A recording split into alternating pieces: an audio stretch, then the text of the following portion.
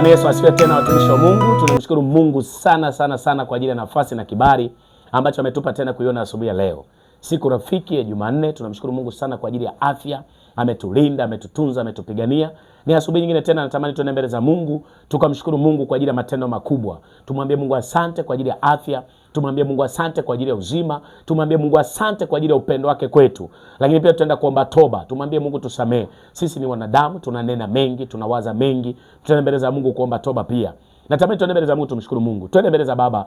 Baba, katika jina la Yesu Kristo wa Nazareti hai, asante kwa ajili ya asubuhi ya leo Bwana. Asante kwa ajili ya nafasi na kibali ambacho Mungu umetupa kuiona asubuhi ya leo. Asante kwa ajili ya afya, asante kwa ajili ya uzima, asante kwa ajili ya kibali na nafasi ambayo umetupa kuiona siku hii rafiki. Hatujapokea taarifa mbaya. Umekuwa mwema Bwana, umetutetea, umetupigania, haujatuacha sisi wala watoto wetu. Tunanyenyekea kwako asubuhi ya leo. Tunaomba toba kwa damu ya mwana kondoo. Ninaomba toba kwa ajili ya mama huyu, ninaomba toba kwa ajili ya binti huyu, ninaomba toba kwa ajili ya baba huyu, ninaomba toba kwa ajili ya kijana huyu, katika damu ya mwana kondoo. Damu yako Bwana, ile damu inaonena mema, ile damu inayosamehe, ile damu inayorehemu, ikanene mema juu yake, ikanene mema juu ya familia, ikanene mema juu ya watoto wake, katika jina la Yesu Kristo wa Nazareti hai. Tunaipeleka damu yako ipite kila eneo. Hebu peleka damu ya Yesu iende kwenye mji wako, mahali hapo unapoishi, kwenye biashara zako, kwenye kazi yako. Ita damu ya mwana kondoo ikasamee, ikarehemu, ikaondoe kila uhalali, ikaondoe kila uzito, ikaondoe kila vikwazo. Katika damu ya mwana kondoo tunapangua kila uzito, kila nguvu za giza. Toka, achia maisha yake, achia maisha mama huyu, achia maisha yake, achia uchumi wake, achia familia yake, achia mahusiano yake. Kwa jina la Yesu tunapangua, tunang'oa kabisa kila roho za uzito, mapepo na uchawi unaozuia neno lako watu wasifunguliwe. Tunakataa. Hebu fanya mambo ya vita. Kataa kabisa asubuhi ya leo. Pangua kila uzito wa kuelewa neno. Kataa kabisa roho za uchawi, roho za uganga, roho za ushirikina, madhabahu za giza. Achia maisha mama huyu, achia maisha binti huyu, achia maisha yake, achia kibali, achia heshima, achia utiisho, katika jina la Yesu Kristo wa Nazareti hai. Ni katika jina la Baba, Mwana, Roho Mtakatifu. Amen. Bwana Yesu asifiwe sana, watumishi wa Mungu. Kipekee nichukue nafasi hii kumshukuru Mungu sana sana sana kwa ajili ya asubuhi ya leo. Tunaendelea kuwakaribisha kwenye ibada hii nzuri ya Morning Glory. Tumeendelea kumwona Mungu akitufungua, tumeendelea kumwona Mungu akitulinda, tumeendelea kumwona Mungu akitutetea, tumeendelea kumwona Mungu ameendelea kuwa mwema na mwaminifu kwetu. Natamani asubuhi ya leo tena tuendelee na somo ambalo tunatembea nalo, ambalo linasema umuhimu wa kujua thamani yako. Umuhimu wa kujua thamani yako. Moja ya somo hili namshukuru Mungu sana, nimeendelea kupokea shuhuda. Wako watu wengi ambao wanashuhudia tangu tumeanza, tumeendelea kujifunza. Kwa moja ya vitu ambavyo naomba mtumishi wa Mungu uvielewe, kwamba tunapozungumzia umuhimu wa kujua thamani yako, wako watu ambao, na nilizungumza jana kama nakumbuka, nikasema tunaposema thamani ni umuhimu wa wewe kujijua wewe ni nani. Hauwezi kusema thamani ya kitu kama hujui umuhimu wa wewe, kama hujui value ya kwako. Bwana Yesu asifiwe. Kwa kila mmoja ambaye amezaliwa duniani, jana nilizungumza nikasema kila mmoja ambaye alizaliwa duniani hakuzaliwa kwa bahati mbaya. Mungu alimwandaa. Na ndio maana leo tutapita kidogo kusoma kile kitabu cha Yeremia sura ya 5. Anasema hivi, kabla sijakuumba nalikujua. Kwa Mungu alikuwa anatujua sisi ni akina nani, tumebeba nini, tumewekewa nini. Kwa hiyo ni mtu wa thamani sana. Mungu amewekeza vitu vikubwa ndani yako. Kwa hiyo usijichukulie, yani watu wasikudharau, watu wasikuone hivyo ulivyo. Kwa kabla hujazaliwa Mungu alikuwa anajua atazaliwa mtu fulani, atazaliwa binti fulani, atazaliwa baba fulani, atazaliwa kijana fulani, atazaliwa mama fulani, ataolewa na fulani, ataoa fulani. Kwa Mungu alikuwa anajua kabla hujazaliwa. Mungu alikuwa amekuandalia kila kitu ambacho unakiona unakifanya leo. Na niliwaambia watu mahali fulani nikasema shetani anachokifanya ni kutuondoa kwenye lile ambalo Mungu alikuwa ametuandalia.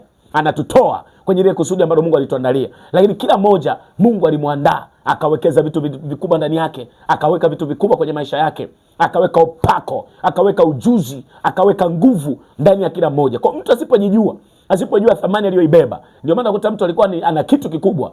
Unajua iko na utashangaa na jamani, huyu ni daktari, lakini asingekuwa ni ulevi.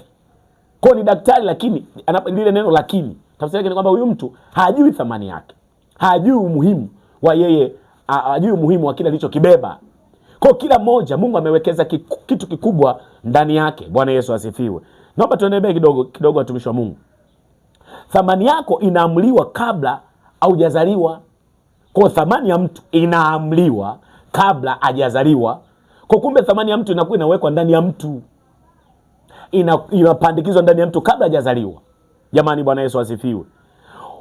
Ili uishi maisha fulani, maisha yenye heshima, mwelekeo na mafanikio, ni lazima ujitambue wewe ni mwenyewe.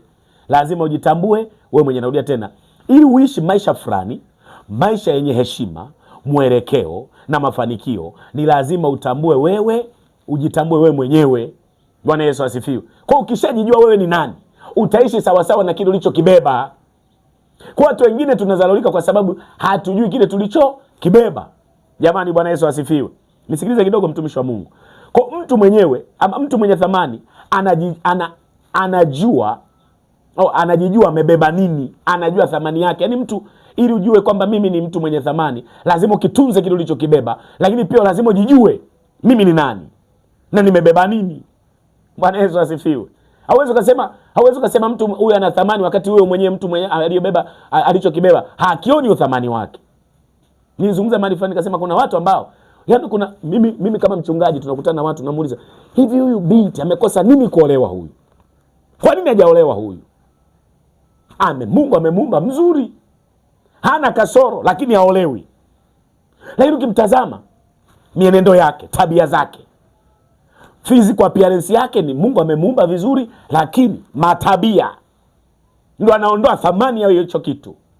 Mwingine ni kijana ambaye amesoma, yuko vizuri, lakini tabia zake ni mlevi, huyo mzinzi, kiburi, na anataka muajiri kwenye ofisi. Kwa ukijua thamani yako, ndio itakayokupa nafasi ya kujitunza, kukitunza kile ulichokibeba. Na watu wakiona vile unavyojitunza na ukikijua kile ulichokibeba, ukikitunza vizuri, ndicho kitakachokutambulisha, ndicho kitakachokuvisha, ndicho kitakachokulisha. Kwa usipojua thamani yako, ni rahisi kujidharau, ni rahisi kuto kujithamini, ni rahisi kuishi maisha unayoyataka. Lakini mtu anayejua thamani yake, anajua aishije, akaeje, aongee nini, aseme nini. Bwana Yesu asifiwe, watumishi wa Mungu. Kwa moja ya vitu ambavyo adui anavitumia kwa watu wengi ni kuwanyima ufahamu wa kuelewa wamebeba nini, thamani walioibeba, vitu walivyovibeba. Kuna watu wamesoma, wana PhD, wana masters, lakini kila unapomtazama unamwona kama mtu ambaye ameishia darasa la 3. Kwani kwa sababu hajajua thamani ya ile elimu alionayo. Wakati wengine watu kama hao wanawatafuta tu wapate wapi, lakini kwa sababu hajui thamani alionayo, ndio unakuta anavuta bange, anapiga debe, amebeba kitu ndani yake, lakini hajui thamani ya kile kitu alichonacho. Nilizungumza na watu mahali fulani, nikasema mimi, kuna dogo mmoja alinifuata akaniambia, baba, naomba wewe mtumishi wa Mungu unahubiri mikutano na nini, naomba nitafutie kazi baba, nimesoma. Ni kijana mmoja tu, amesoma kweli, ana PhD. Kamba, baba, naomba nisaidie, wewe unakutana na watu, naomba nikutanishe na watu. Lakini huyo kijana wakati anaongea na maneno, nikimtazama, yani mimi mwenyewe nikimtazama, na najiuliza, huyu akipewa kazi huyu, yani physical appearance yake tu wenyewe, hiyo ofisi yenyewe watu wote watakimbia. Kaweka madred ya kichwani huko, vururu. Kiatu kavaa unajua kuna vijana unavaga mayeboyebo marefu manene, kavaa mayeboyebo mrefu, kiatu hilo liyeboyebo. Sasa hiyo suruali yenyewe kaichonga, yani huku chini bwanga. Nikamuuliza, yani kwa macho ya nyama tu, nikamwambia, yani wewe hiyo kazi na sio ndani akupe, huwezi kupata kazi. Kwa nini? Kwa sababu hajui thamani alichokibeba. Lakini kumbe kile alichokibeba kinategemeana na kinaendana na mazingira wewe mwenyewe unavyojiweka. Huwezi kusema nimesoma na PhD, mavazi yako ya ovyo, umevaa nguo imetoboka huko, hiyo vuruvururu, maongezi yako matusi kila eneo. Kwa moja ya vitu ambavyo vitakusababisha mtumishi wa Mungu ukose kibali kwa watu, hata kama una kitu kikubwa ulichokibeba, kukosa thamani mbele ya watu, ni muonekano wako, ni tabia zako. Jamani, Bwana Yesu asifiwe. Kwa mtu mwenyewe ama mtu mwenye thamani, ni lazima ajue yeye ni nani, amebeba nini. Jamani, Bwana Yesu asifiwe. Sio kama unanielewa. Narudia tena. Mtu mwenye thamani anajijua yeye ni nani, na siku zote anajua amebeba nini. Jamani, haleluya. Aishije na kile alichokibeba. Mithali 23 mstari wa 7 anasema, aonavyo mtu moyoni mwake ndivyo alivyo, ama aonavyo mtu nafsini mwake ndivyo alivyo. Kwa ukijua thamani yako, utajiweka sawa sawa na thamani yako. Unajijua, mimi ni daktari, nitavaa mavazi ya kidaktari, nitakuwa hata kauli zangu zitakuwa za kidaktari, kumfariji mgonjwa. Wewe unauma nini? Unamkoromea mgonjwa wakati anauma, yuko hoi. Lakini unaonaje, unakutana mtu ni daktari na anajua thamani yake udaktari, Anakutana mgonjwa wake, karibu mteja, pole dada, unaumwa nini? Anakushikashika huko, anakupunguza, pole, anakuelekeza yale maneno, pole. Yaani unajua kabisa ni mtu ambaye anajua thamani yake na amekaa kwenye eneo lake la ofisi yake. Unakutana na wewe, vipi? Mbona umekaa nijikaze bwana, si nini? Kunywa hizo kanunue dawa, anakujibu. Yaani kuna mahali watu wanaweza kukukimbia kwa sababu ya kutokujua thamani ya wewe uwepo wako hapo. Mtu mwenye thamani anajua yeye ni nani, amebeba nini, yupo kwa ajili ya nini. Jamani, Bwana Yesu asifiwe. Sio mnanielewa watumishi wa Mungu. Ndio maana nasema Mithali 27:23 ule mstari unasema aonavyo mtu nafsini mwake ndivyo alivyo. Kwa ukijua thamani yako, utajitunza, utajithamini, utajiheshimu. Narudia tena, mtu anayejua thamani aliyonayo. Narudia tena, I repeat again my friend. Narudia tena. Nasema hivi, mtu anayejua thamani yake, kwanza atajitunza, hataishi maisha ya kawaida. Atakuwa market, atakuwa yuko flexible, anaishi mazingira yoyote. Lakini atajiheshimu kama nilivyosema, atajitunza. Jambo la pili, atajithamini. Kwa lugha nyingine, atavaa vizuri, atakula vizuri. Bwana Yesu asifiwe. Hata kutembea kwake, kuongea kwake, ni mtu ambaye anajua thamani aliyoibeba. Jamani, Bwana Yesu asifiwe. Kwa sababu unaweza kuwa na thamani lakini maongezi yako yakakuchafua. Unaweza ukawa una thamani lakini ujitunzi. Kama nilivyokuambia, huogi, upendezi.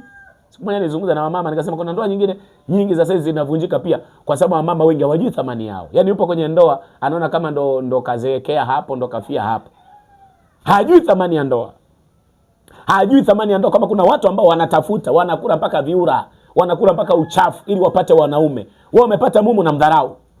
Wengine ni wanaume, umepata mke na mdharau, unamchukulia kawaida. Haujui thamani ya ndoa. Bwana Yesu asifiwe. Kwa lazima ujue, nimekwambia mtu anayejua thamani yake lazima ajitunze, atajitunza, atajithamini. Kama ni binti, unajua kabisa mimi ni binti, wakati ndo wakutafuta mchumba anioe, wakukaa mkawa wakisokosoko, yani unakaa umependeza, umekaa huko sop. Kwa lazima ujitunze, vaa vizuri, maneno yako msafi, smarti. Bwana Yesu asifiwe. Maongezi yako, kuongea kwako. Sasa wewe ni binti unategemea kuolewa huko matusi, kiburi, mchafu, uchani nywele, upigi mswaki, uogi, sindiria mama koko kama yote, uogi wiki nzima. Au unaoga asubuhi mpaka jioni, mchafu, maneno yako, matabia yako, watu unaoongozana nao. Nani atakaye kuoa? Kwa mtu anayejua thamani yake ni mtu ambaye anajitunza, kama nilivyokuambia, anajithamini. Bwana Yesu asifiwe. Lakini pia kama nilivyokuambia, atajiheshimu. Naposema kujiheshimu, ni binti, kama nilivyokuambia, ni binti unafika kuolewa, kila mwanaume anakushikashika. Unacheka naye, unasikia raha. Unafurahia, huyu anakuvuta huko, anakuvuta mimi, anatukana mitusi. Alafu unategemea kuwa mke wa mtu, akuoe nani? Na mwingine ni mke wa mtu, hajui thamani ya ndoa.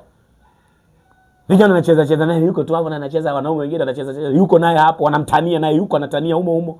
Alafu unategemea mume wako akakuacha au akakuachia watoto, unategemea ni nini? Kwa sababu hakutokujua thamani ya ndoa yako. Mtu anayejua thamani yake atajiheshimu, atajitunza. Bwana Yesu asifiwe. Atajithamini. Jamani, haleluya. Bwana Yesu asifiwe.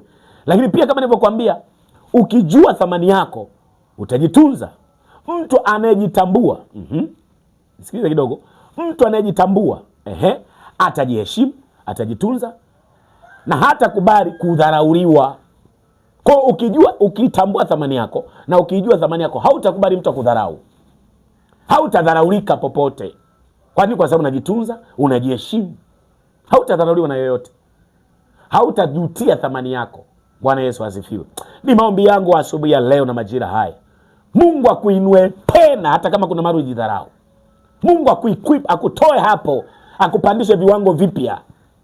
Kuna watu wanakutana na mawaziri kwa sababu ya muonekano wao, ni mcheshi, yuko happy anytime, yuko flexible, anaongea na kila mtu, lakini ana mipaka yake. Ni mtu ambaye anakubalika kila eneo. Kwa sababu ni mtu anajua thamani yake na anakaa mkao wa thamani. Jamani, Bwana Yesu asifiwe. Ni maombi yangu asubuhi ya leo, Mungu akuinue tena. Bwana Yesu asifiwe. Mungu arejeshe heshima, kibali kilichopotea Mungu akirejeshe. Vao ambayo iliondoka kwako Mungu airejeshe. Jamani, Bwana Yesu asifiwe. Kwa ni maombi yangu asubuhi. Kwa leo tutaenda kuomba. Kama kuna mara ulijidharau, tamani mwambie Mungu, nitainuka tena. Kama kuna mara ulikuwa ujitunze, Mungu akupe neema na wewe anza kujitunza. Vaa vizuri, smart. Niliwaambia watu maneno sio maneno mazuri.